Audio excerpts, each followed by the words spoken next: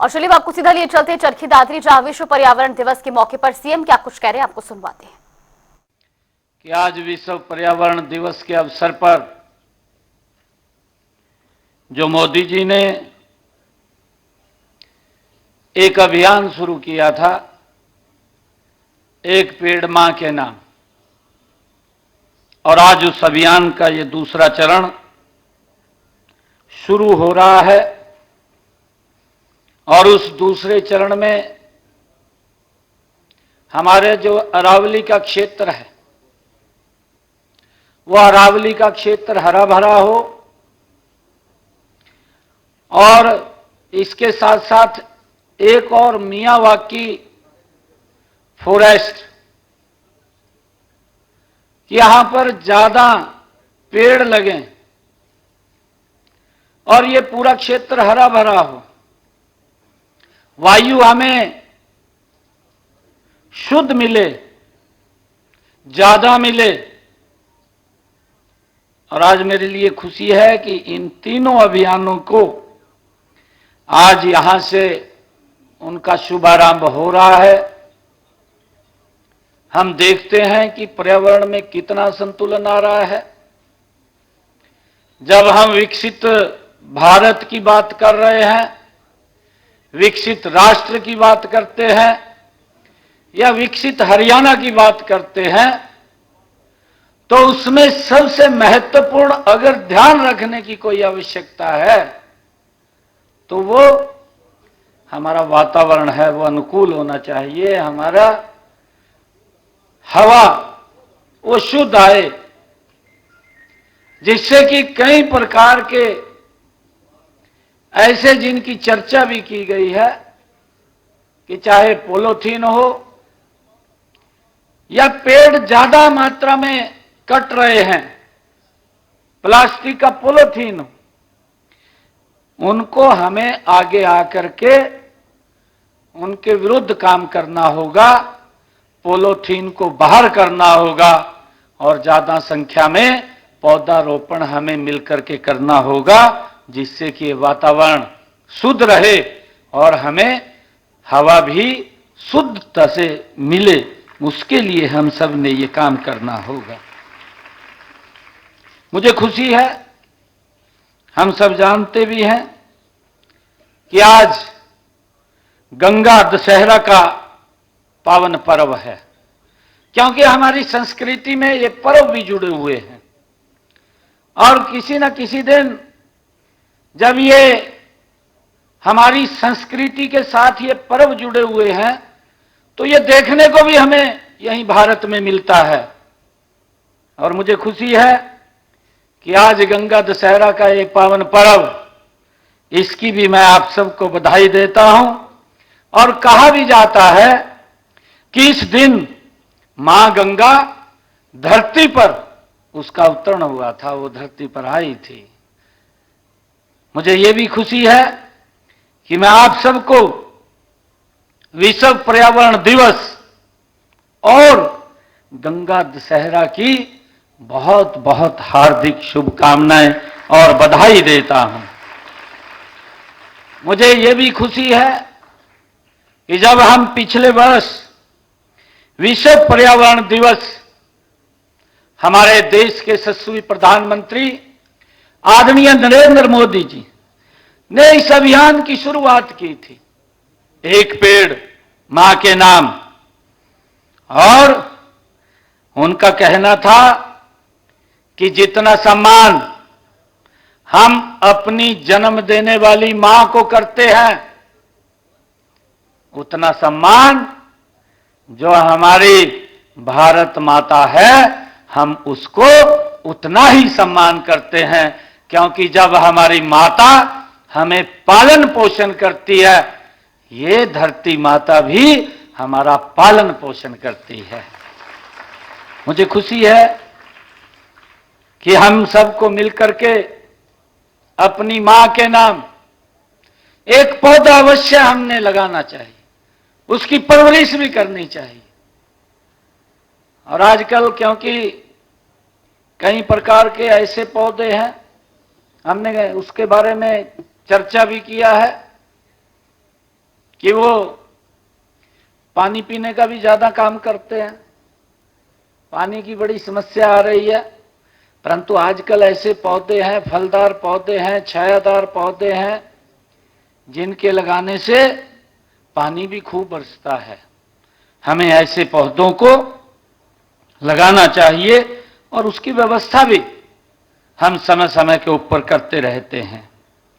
पिछले वर्ष हमने जो इस अभियान में जो पौधे लगाने का हमने एक आंकड़ा रखा है, वो 1,87,87,00,000 पौधे इस वर्ष हमने नए पौधे लगाने का आंकड़ा वो लिया है। जबकि पिछले वर्ष का आंकड़ा था 1,60,000 और दूसरे चरण के अंदर हमने इसका जो लक्ष्य है वो 1,82,000 का है। और हमने पिछले वर्ष का जो आंकड़ा था उस आंकड़े को क्रॉस करके हरियाणा प्रदेश के अंदर ज्यादा पौधे लगाने का काम वो हमने किया है। और आज मुझे यह भी खुशी है कि हमने आज इस पर्यावरण दिवस के अवसर के ऊपर, क्योंकि पर्यावरण को जब हम पॉलीथीन की हमारे मंत्री जी बात कर रहे हैं और प्लास्टिक मुक्त होना चाहिए।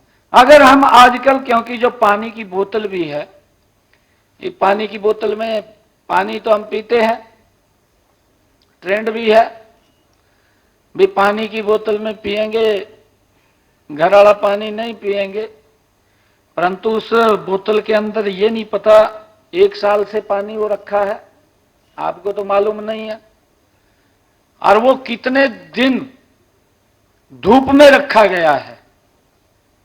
वो 1 महीना रखा है, 15 दिन रखा है। जब वो अपनी एक हीट के ऊपर पानी जाता है, क्योंकि वो प्लास्टिक की बोतल में है, और प्लास्टिक की बोतल का वो दुष्परिणाम आपको बताया भी है कि अगर एक पॉलीथीन को जलाएंगे तो उसमें से कितना पोल्यूशन निकलेगा, कितना धुआं निकलेगा, वो भी हम सबको ध्यान में है। परंतु उसके कहीं ना कहीं जब वो गर्म होती है तो उसके कीटाणु पानी के अंदर मिक्स हो जाते हैं, और जब वो पानी में मिक्स होते हैं कहीं ना कहीं हमारे शरीर के ऊपर भी धीरे धीरे करके वो दुष्प्रभाव डालते हैं। और हमें इस बात को लेकर के आज सचेत होने की आवश्यकता है। आज हमने 5 इलेक्ट्रिक बसें जो धुआं रहित, उनको हरी झंडी दिखा करके आज यहां से रवाना किया है।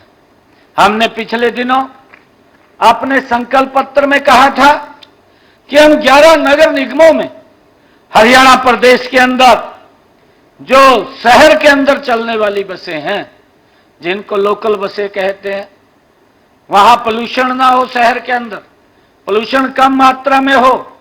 हमने ये टारगेट रखा था कि हरियाणा प्रदेश के अंदर 11 नगर निगमों में हम 375 इलेक्ट्रिक बसें देंगे। आज उसकी हमने ये पिछले दिनों शुरुआत की है। हमने इससे पहले भी जो पीछे 9 शहरों के अंदर इस सिटी बस सेवा के तहत लगभग 45 बसें पिछले दिनों अलग अलग इन नगर निगम क्षेत्रों के अंदर भेजने का काम किया था।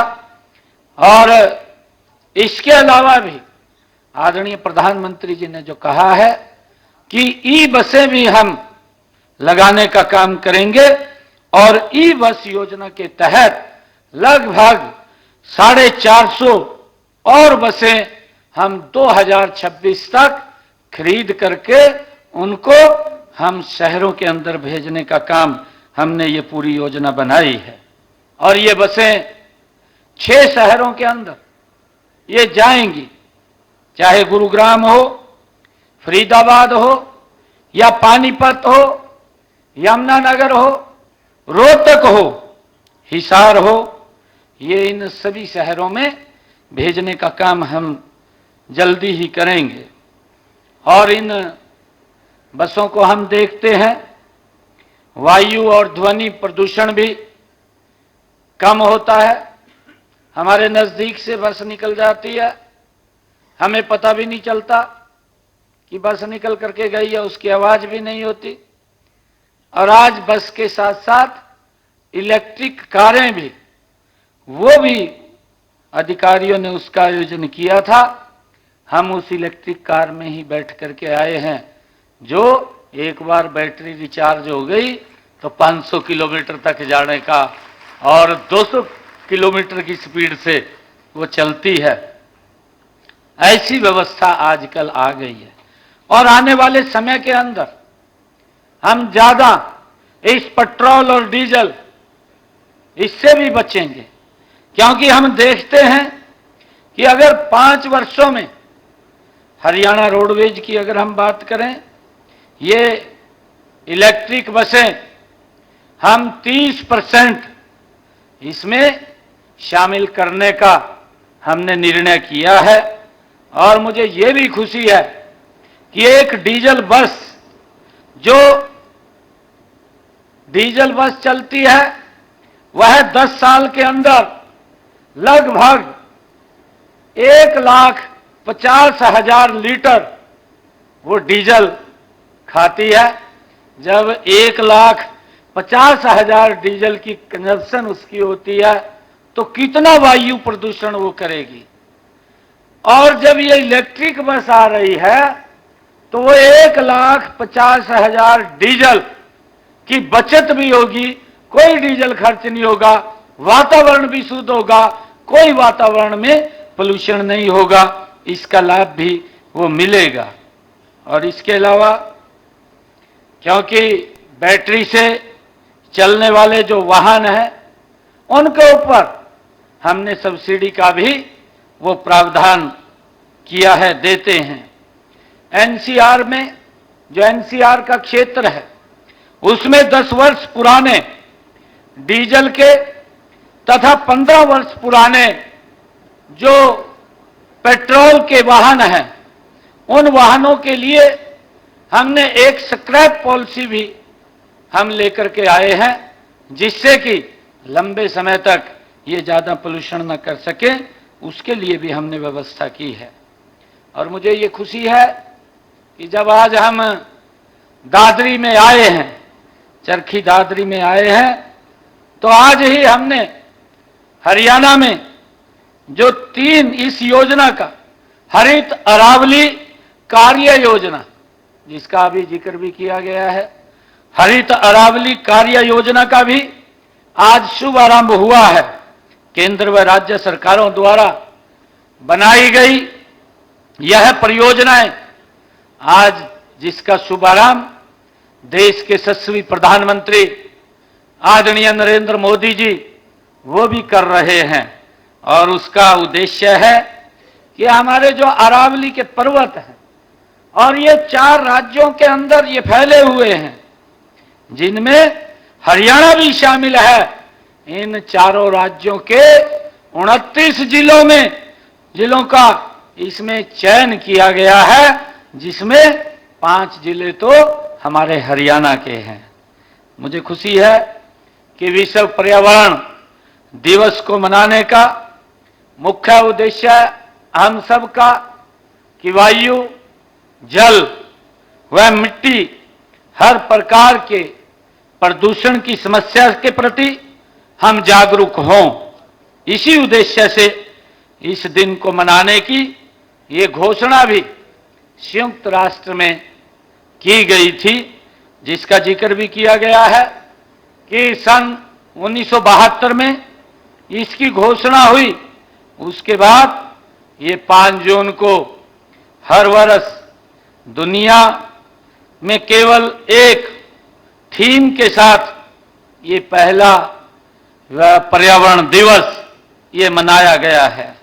और इस बार का जो ये पर्यावरण दिवस हम मना रहे हैं, ये प्लास्टिक मुक्त धरती, ये इसकी थीम है कि हमने प्लास्टिक से मुक्त करना है, जिसकी अभी जिक्र भी हुआ है क्योंकि हमें सचेत होने की आवश्यकता है। अगर हम सचेत नहीं होंगे, आने वाली पीढ़ियों को हम नुकसान में डाल करके जा रहे हैं। हमारी सबकी जिम्मेवारी है। अगर हम जल बचाव की बात करते हैं, हम देखते भी हैं, हमारी आंखों के सामने है देखते देखते कि पानी हम नीचे से नल निकाल करके निकाल लेते थे, परंतु आज नल बीच से भी नहीं निकलता। आज वो एक समय के बाद मोटर के ऊपर आया। मोटर के ऊपर कब तक चलेगा? तो उसके बाद हम नहर के ऊपर आधारित हो गए हैं। तो नहर की भी हम रक्षा सुरक्षा नहीं कर पाएंगे तो हम आने वाली पीढ़ियों को क्या दे करके जाएंगे?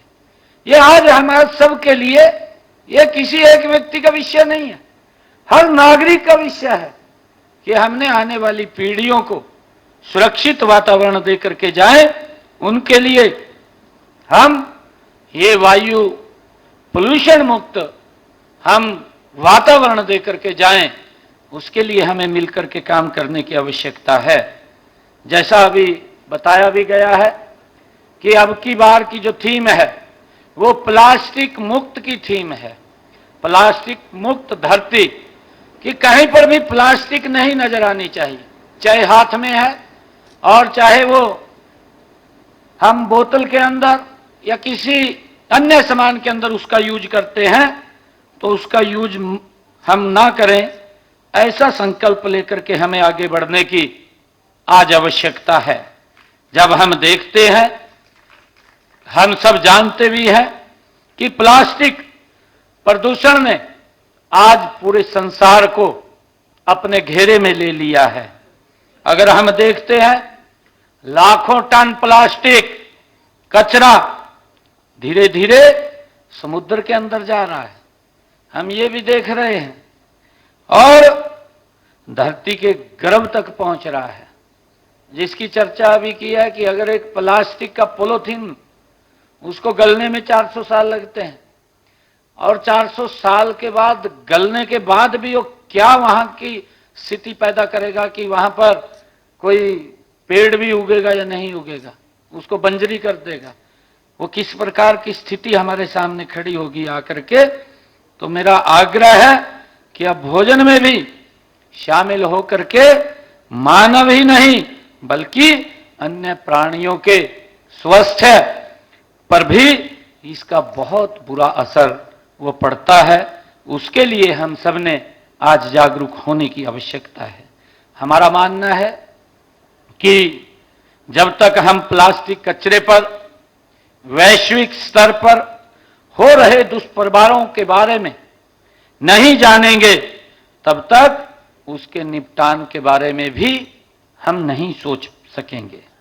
इसी को ध्यान में रखते हुए प्रकृति को प्लास्टिक मुक्त बनाने का ध्यान केंद्रित किया जा रहा है, और इस प्लास्टिक प्रदूषण को खत्म करने के लिए विभिन्न कदम भी उठाए जा रहे हैं।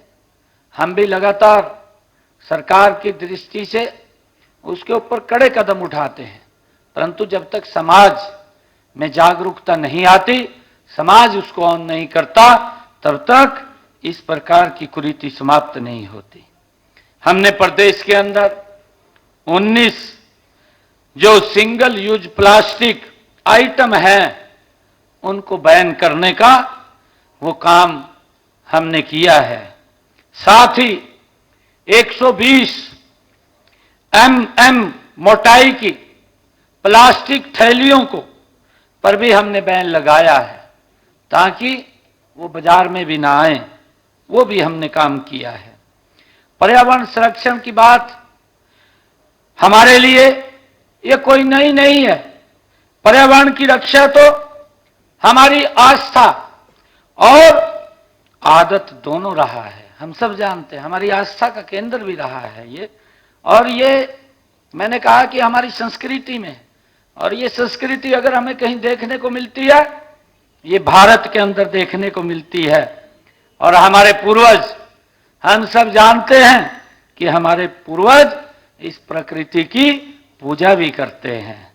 भारत में धरती माता, पेड़ पौधों और यहां पर हम इन सब की पूजा करते हैं। ये विधान सदियों से ये चला आ रहा है। आज भी हम देखते हैं, पीपल का पेड़ हो या चाहे नीम का पेड़ हो, हम पीपल के पेड़ की आज भी पूजा करते हैं और पीपल के पेड़ को ब्रह्मा के रूप में हम मानते हैं कि ये ब्रह्मा का रूप है, क्योंकि पीपल का पेड़ किस प्रकार से 24 घंटे लगातार ऑक्सीजन ही देता है। ये हमारी संस्कृति का एक हिस्सा है, जिसको हमारी धरती माता उसका पालन पोषण करती है। जब वो धरती माता हमारी इसका पालन पोषण करती है, तो ये पेड़ पौधे ही तो हैं जो हमारा पालन पोषण करते हैं। भाइयों, हमें इसको लेकर के जागरूक होने की आज आवश्यकता है। माने हम पर्यावरण संरक्षण की दिशा में वायु, जल, मिट्टी के प्रदूषण पर नियंत्रण करने के लिए हम व्यापक कदम उठा रहे हैं। और मुझे ये भी खुशी है कि हमने जो हरियाणा में निर्णय लिए हैं, चाहे पराली न जलाने और पराली के उचित प्रबंधन के लिए हमारी सरकार काम कर रही है ताकि पोल्यूशन न फैले।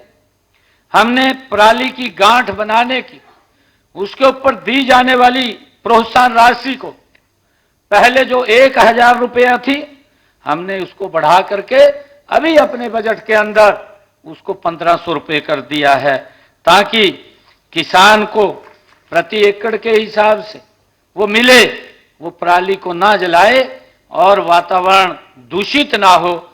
हमने इसके ऊपर भी ये एक सुविधा योजना बना करके किसानों को लाभ पहुंचाने का काम किया है। और इसी प्रकार पराली न जलाने वाली पंचायतों को हमने उनको भी प्रोत्साहित किया है कि हमने सरपंचों को ये कहा, पंचायतों को कहा है कि अगर आपके गांव में कोई भी व्यक्ति पराली नहीं जलाएगा तो उसको भी हम वार्षिक तौर पर प्रोत्साहन राशि देते हैं। हमने उसको 1 लाख से बढ़ा करके 1.5 लाख रुपया करने का वो निर्णय किया है, ताकि वो गांव के अंदर किसानों को उसके प्रति जागरूक करते रहें कि वो पराली ना जलाएं। और कूड़े कचरे के निपटान के लिए भी प्रदेश में हमने बिजली से अंतर लगाए हैं, ताकि पराली हो, गेहूं के फाने हो या गन्ने की पाती हो, व्यक्ति को खेत में न जलाना पड़े, उसका इनकम का साधन भी खड़ा हो। जो हमने बिजली के संयंत्र लगाए हैं, ताकि वो अपनी उस पराली को इकट्ठा करके जो उसके ऊपर इंस्ट्रूमेंट है, चाहे रिपर है, बेलर है, उसके ऊपर अलग सब्सिडी दे करके किसान को देने का काम करते हैं, ताकि वो उससे कटाई करके उसकी गांठ बना करके वो अपना इनकम का साधन भी खड़ा कर सके और वो बिजली संयंत्र के अंदर जा करके उसको बेच सके। सरकार अलग से उसको 1500 रुपये एकड़ के हिसाब से देती है, इस नाम के देती है कि वो अपनी पराली को, पाती को, भानों को आग ना लगाए। इसके लिए हमारी सरकार काम कर रही है। और मुझे खुशी है कि जब पिछले दिनों ये बात दिल्ली के अंदर क्योंकि हर बार उठती थी कि पंजाब का किसान और हरियाणा का किसान, आप अपने किसानों के लिए वो काम करके दे दीजिए। ये व्यवस्था की बात होती है और व्यवस्था के अंदर हमने किसानों के हित में कई योजनाओं के माध्यम से, ताकि पराली न जलाए, हमारे किसान ने ऑन किया है। इसकी चर्चा माननीय सुप्रीम कोर्ट ने की, उसकी प्रशंसा की है, तो मैं धन्यवाद भी देना चाहता हूं। और हमने प्रदेश में बायोमेडिकल कचरा, प्लास्टिक उपयोग और हानिकारक पदार्थों के निपटान, सॉलिड वेस्ट आदि के नियंत्रण के हेतु भी हमने हरियाणा में नीतियां बनाई हैं। हमने विद्यार्थियों को पर्यावरण संबंधी मुद्दों के बारे में जागरूक करने के लिए प्रदेश के सभी जिलों में 5250 इको क्लब भी स्थापित किए हैं। पेड़ पौधे, हम सब जानते हैं कि पेड़ पौधे ये धरती के, जैसा व्यक्ति के शरीर के अंदर फेफड़े काम करते हैं और वो बाहर से ऑक्सीजन लेते हैं, हमारे शरीर को देते हैं, शुद्ध करके वो देते रहते हैं। ये पेड़ पौधे इस धरती मां के फेफड़े के रूप में काम करते हैं, जो जहरीले तत्वों को अपने अंदर ले लेते हैं और उन जहरीले तत्वों को अपने में समाहित करके हम सबको शुद्ध हवा, शुद्ध ऑक्सीजन देने का काम ये पेड़ पौधे करते हैं, जो स्वच्छता में भी, शुद्ध वातावरण बनाने में इनकी बड़ी भूमिका रहती है। और मुझे खुशी है कि हमने 75 साल से अधिक आयु के वृक्षों को कृतज्ञता व्यक्त करने के लिए प्राण वायु देवता पेंशन योजना की भी शुरुआत की हुई है। और मुझे खुशी है बताते हुए कि जो बड़े पेड़ हैं, 75 साल से ज्यादा के जो पेड़ हैं, ऐसे पेड़ों की प्राण वायु देवता पेंशन योजना वो शुरू की है कि उन पेड़ों की देख रेख के लिए अगर कोई व्यक्ति वहां पर वो देखता है उसको, तो 1 साल में ऐसे पेड़ों को के लिए 3000 रुपये पेंशन के रूप में भी दिया जाता है, ताकि इन पेड़ों को सुरक्षित किया जा सके और इनको सुरक्षित रखा जा सके। इनकी पेंशन का भी प्रावधान हमने किया है। प्रदेश को हरा भरा बनाने के लिए हमने जिला मुख्यालय पर 5 से 100 एकड़ में क्षेत्र में ऑक्सीवन स्थापित करने की योजना भी वो शुरू की है। इसमें पैदल ट्रैक, साइकिल ट्रैक की व्यवस्था होगी। हमने इसकी शुरुआत करनाल से की है। करनाल में पिछले वर्ष हमने ऑक्सीवन की स्थापना वहां की है, जो अभी पंचकुला में जिसके ऊपर काम चल रहा है, जल्दी वहां पर भी एक ऑक्सीवन लगेगा। हमारे सांसद जी अभी उस बात का जिक्र कर रहे थे कि जब कोरोना का कालखंड आया, हम सब ने भुगता है, हम सब ने उसको नजदीक से देखा है कि जब हॉस्पिटल्स के अंदर ऑक्सीजन की कमी हो गई, व्यक्ति ऑक्सीजन के लिए तड़पता रहा, परंतु क्योंकि जब व्यवस्था होती है, हमने, क्योंकि जितने बाग थे हम देखते थे, बड़े पेड़ थे, उन सबको हमने धराशाही किया, काटा, और उसके कारण से समस्या खड़ी हुई। हमें फिर उसी तरफ जाना पड़ेगा, ज्यादा पेड़ लगाने पड़ेंगे, ज्यादा पौधे लगाने पड़ेंगे, और जिससे यह संतुलन ना हो प्रकृति के अंदर। जब ये संतुलन ठीक होगा तो व्यवस्थाएं ऑटोमेटिक ठीक हो जाएंगी। हम प्रकृति के साथ जब छेड़छाड़ करते हैं तो उसके दुष्परिणाम भी हमारे सामने निकल करके आते हैं। हमने सोनीपत के अंदर 116 एकड़ और यमुनानगर में 11 एकड़ में हमने नगर वनों का हम विकास कर रहे हैं। प्राकृतिक ऑक्सीजन को बढ़ावा देने के लिए प्रदेश के हर गांव में पंचवटी के नाम पर पौधारोपण किया जा रहा है, और कुरुक्षेत्र की 48 कोस की परिधि में 134 तीर्थों पर पंचवटी वाटिका बनाने की भी हमने कार्य वो गति से चल रहा है, ताकि ज्यादा से ज्यादा पौधे वो लग सकें। प्रदेश को हरा भरा बनाने के लिए हर गांव पेड़ों की छांव योजना, हर घर हरियाली तथा पौधागिरी जैसी योजनाएं हमने चला रखी हैं, ताकि प्रत्येक गांव में इनकी रक्षा सुरक्षा के लिए हमने एक हर गांव के अंदर वृक्ष मित्र वो भी हमने लगा रखा है, जिससे कि पौधों की रक्षा सुरक्षा हो और ज्यादा संख्या में पौधे वो लगें, उसकी व्यवस्था हमने की है। और मेरा आग्रह है, क्योंकि आज इसका पर्यावरण दिवस के ऊपर ये शुभारंभ हो रहा है, हम ये संकल्प अवश्य लेकर के जाएं कि हम अपने घर के आंगन में या कहीं सड़क के साइड में या कहीं किसी खेत के अंदर हम अवश्य ये संकल्प लेकर के कि पौधा हम अवश्य लगाएंगे, ताकि और उसकी देख रेख भी करेंगे। जब तक वो आत्मनिर्भर नहीं बन जाता तब तक हम उसको देखेंगे।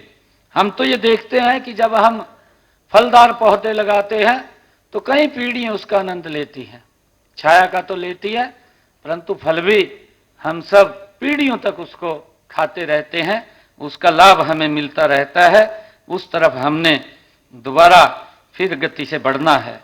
आप सबको आज इस अवसर के ऊपर मैं बधाई भी देता हूं, आप सबको शुभकामनाएं भी देता हूं कि आज इस पर्यावरण दिवस के ऊपर जो आदरणीय प्रधानमंत्री जी की जो पर ड्रॉप और मोर क्रॉप उन्होंने एक योजना भी चला रखी है।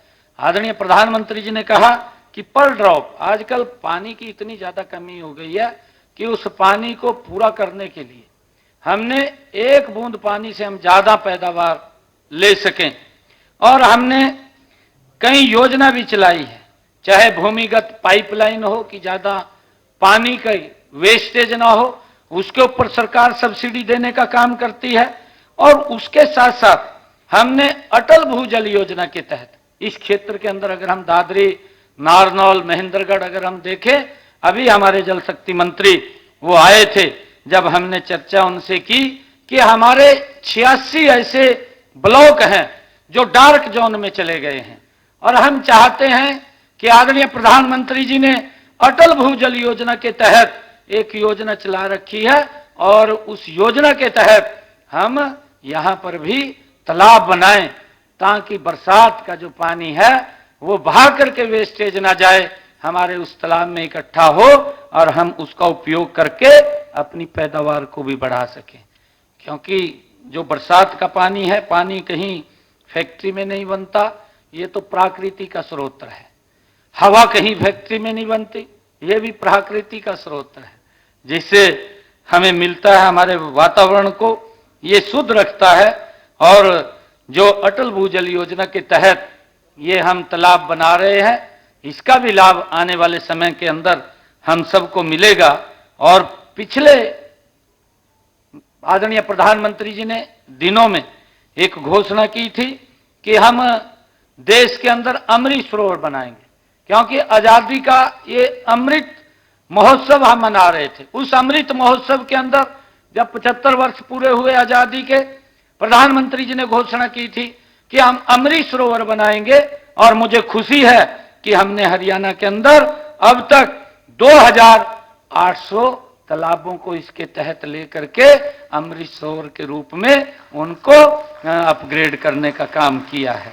और आगे भी 2200 तालाब और हमने चिन्हित किए हैं, उनके ऊपर काम चल रहा है, कुछ के ऊपर काम चलना बाकी है, ताकि अमृत सरोवरों के तहत बरसात के पानी को एकत्र करके उसको उपयोग हम कर सकें, ताकि जल को भी हम बचा सकें। ये भी पर्यावरण से जुड़ा हुआ विषय है। आज मुझे खुशी है कि इस पर्यावरण दिवस के ऊपर आइए, आज विश्व पर्यावरण ये दिवस पर हम संकल्प लें कि हरियाणा राज्य में पर्यावरण संरक्षण के लिए जन अभियान चला करके राज्य को पर्यावरण की दृष्टि से हम 1 नंबर का बनाएंगे। और ये हम सरकार की जिम्मेवारी नहीं, ये हरियाणा के 2,80,00,000 लोगों की जिम्मेवारी है। जब हम इस अवसर के ऊपर संकल्प लेंगे तो कोई भी ऐसा विषय नहीं है जिसके ऊपर पीछे रहेंगे, हम आगे बढ़ करके उसमें काम करेंगे और हरियाणा को हम नंबर 1 के ऊपर ले जाने का पर्यावरण की दृष्टि से मिलकर के काम करेंगे। और हम ये संकल्प लें कि हम अपने जीवन में प्लास्टिक का कभी इस्तेमाल नहीं करेंगे। ये आज संकल्प लेकर के जाएं कि हम प्लास्टिक का अपने जीवन में इस्तेमाल बंद करेंगे, हम उसका उपयोग नहीं करेंगे। हम ये भी संकल्प लें कि एक पेड़ मां के नाम दूसरे चरण के तहत कम से कम 1 पेड़ लगा करके उसकी देखभाल और कर पर्यावरण संरक्षण में अपना योगदान देंगे। ये संकल्प लेकर के जाएं। और हम ये भी संकल्प लें कि अरावली एवं शिवालिक पहाड़ियों की प्राकृतिक धरोहर को बचाने के लिए जन अभियान हम मिलकर के चलाएंगे, ये संकल्प भी हम लेंगे। आप सब यहां आए हैं, आप सबको मैं बहुत बहुत बधाई देता हूं, आप सबका धन्यवाद करता हूं। जय हिंद, जय भारत, जय भारत मां। एक जोरदार जयकारे के साथ भारत माता के, भारत माता के बहुत बहुत धन्यवाद।